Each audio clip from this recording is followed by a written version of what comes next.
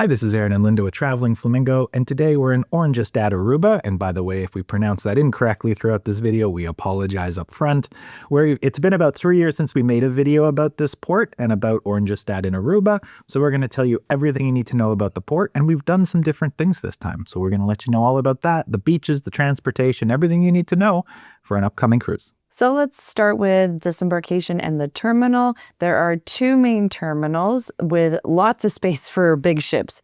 Most cruise ships will stop at Terminal A, and that has 4 docks there, so lots of options again. So in the terminal building, there's shops, duty-free, free Wi-Fi, also air conditioning if you're heading out or coming back, making sure you're not starting your day too hot, and there are washrooms to use as well as maps about what's in the area there. So there's not a ton there, but there are shops, as we said. Really, you're right in the downtown, a short walk, cab ride to more shops, beaches, everything else. And we'll get more into the beaches and transportation in a second. We do also have a video about everything you need to know for Caribbean ports, and a lot of that rings true here as well. So feel free to watch that video when this one's done. So you get to the cruise port, you now need to get around. So of course you can walk, there is stuff that is around, but there's also a trolley, and we're a big fan of free stuff. The trolley is free, so feel free to try that. Now that said, the trolley is double-decker, which is amazing, but it does only go to the shopping area. It is a round-trip loop from the cruise port to the shopping area. So if you're planning on going there, this is a great way to do it, especially in the summer when it's incredibly hot. Taxis are also available. You will want to ask the price beforehand, though, just to make sure they don't gouge you or rip you off. So do make sure you're aware of what the taxis are going to be charging you.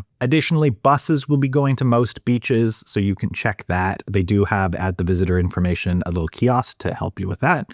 And lastly, you can rent a car if you're interested in doing that. They have rental car places at the cruise port. So if you are going to be walking, it's a bit too far to walk to a beach. Feel free to try it. I don't suggest it. Let us know in the comments below if you do that regularly. If so, awesome. There's also been quite a bit of construction in that area. So there's some new mall areas that we'll show you in video or you're watching right now.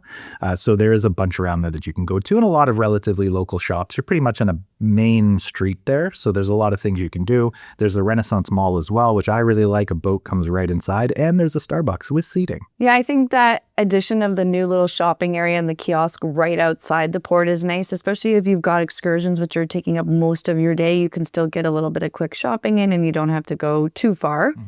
So onto the beaches. The closest beach is the Surfside beach. It's a 15-minute walk, but again, in the summer heat, that may be too hot, and it's good for a quick swim. If you're looking for the best snorkeling, Arashi beach, I think that's how you pronounce it. Anyway, you gotta take a taxi or a bus to get there, but definitely worth checking out. And there's lots of other excursion options that you can either book through the cruise line, or as soon as you get off the ship and you're walking down, there's a ton of kiosks with people selling excursions with kayaking, snorkeling, boat rides, horseback riding. So pretty much what you can expect at most Caribbean ports, you can get there as well.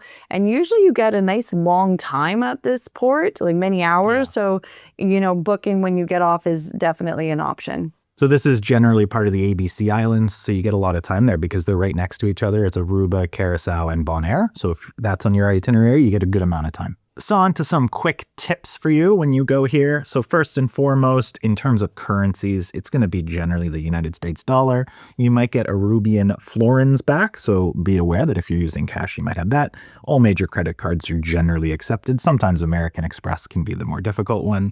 In terms of ID, you'll want your cruise card, and you'll also want a passport. We've never been asked for a passport, but it is asked for you to bring it, and you might be it. Sometimes we have seen people have to go back for them. And these ships are huge. It can be a long walk at the start of your day to have to go back for your ID. So just make sure.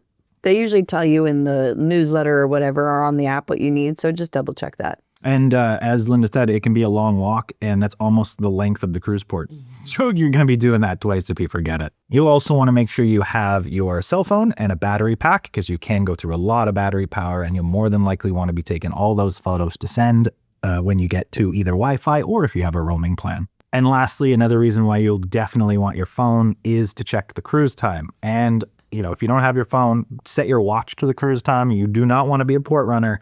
You will want to be back in advance so you don't miss the ship, especially if you take those excursions on the dock, because they aren't guaranteed that the ship will stay for you.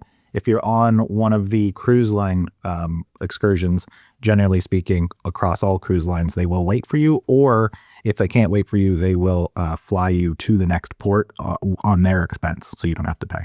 Yeah, I always make sure I have a charged power pack. Aron actually found some really cool ones. I go with wireless now. They're easy. I don't have to worry about which cable, which phones, or anything else. And there are some with little stands. You can stand them up. The size of the power pack, if it's just a day at the port, I'm not looking for this huge thing that's charging laptops. No. So anyway, definitely good to have. You can throw in your bag. So Aron will link that in the comment section below. You definitely don't want to get back from the port and be hot and tired and have to go to your room to charge your phone just to go and do something next. So you want to make sure it's top down. Yes. But we love Aruba. It continues to be a great port to get off and explore on your own or book an excursion. I've always really enjoyed walking around and exploring. And so much has changed, as we said, since our last video we made 3 years ago. A lot more development, a lot more shops and restaurants. The free trolley is great to get around, so don't miss out on that. Let us know in the comments below, what is your favorite thing to do in Aruba? We love hearing everybody's ideas, and in our comments, people get ideas from each other. So we really appreciate that as well. So thank you so much for taking the time to watch our video, and happy travels.